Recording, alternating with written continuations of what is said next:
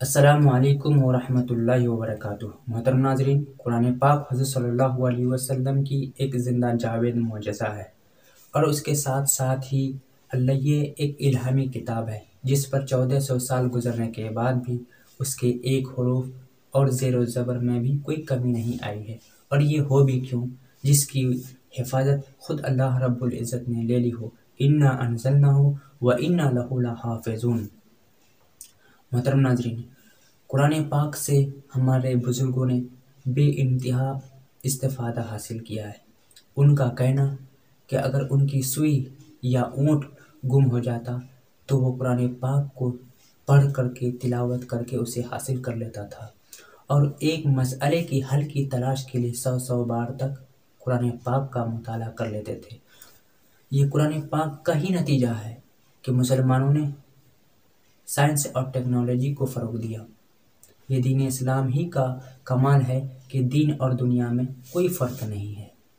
وہ زمانے میں معزز تھے مسلمان ہو کر، وہ زمانے میں معزز تھے مسلمان ہو کر، اور تم خوار ہوئے تارک قرآن ہو کر، اور تم خوار ہوئے تارک قرآن ہو کر۔ مسلمانوں نے جب بھی اور جس دور میں امت مسلمہ کی سربلندی کا پرچم لہرایا ہے، اس کی بنیادی اساس قرآن پاک سے تعلق اور حضور صلی اللہ علیہ وسلم سے عشق و محبت اور ادب و احترام ہی کا نتیجہ ہے۔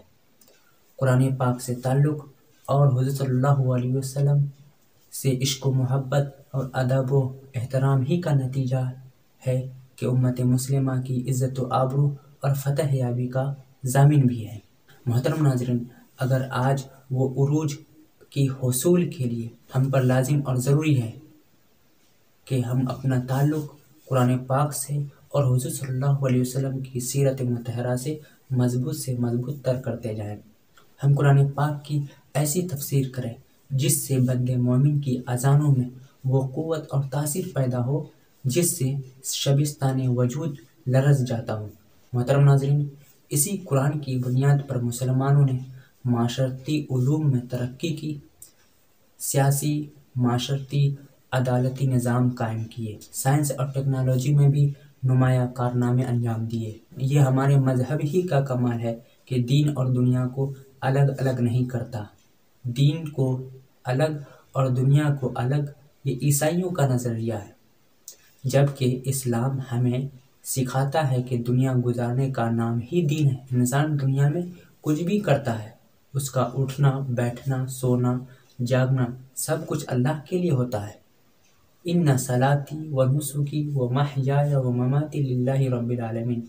مسلمانوں کا ہر وہ عمل جو اللہ کی خوشنودی کے لیے ہو، اسلام کی بہتری کے لیے کرتے ہیں، وہ سب اللہ کی عبادت اور دین میں شامل ہے۔ اللهم صل على سيدنا ومولانا محمد، اللهم صل على سيدنا ومولانا محمد، اللهم صل على سيدنا ومولانا محمد۔